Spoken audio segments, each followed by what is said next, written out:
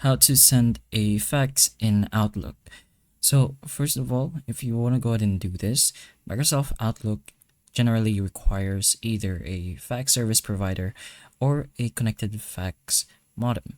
Since Outlook itself cannot send faxes directly, you're gonna have to make sure you have those already set up. So again, a fax service account, or you ensure your fax modem is properly installed and connected to a phone line.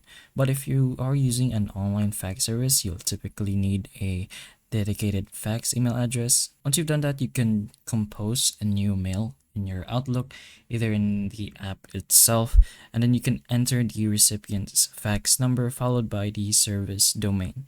So you're just gonna go ahead and input the address to the to section and just add whatever subject and message you want.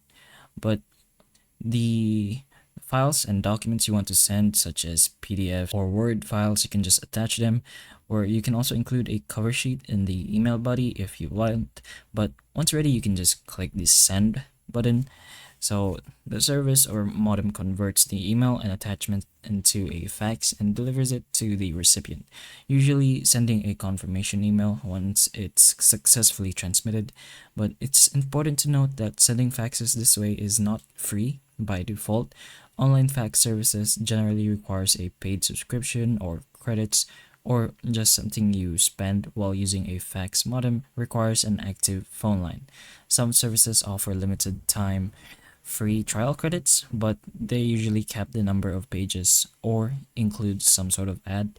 But Outlook itself does not include built-in faxing functionality, so you will need either a service or hardware solution to send faxes from your email.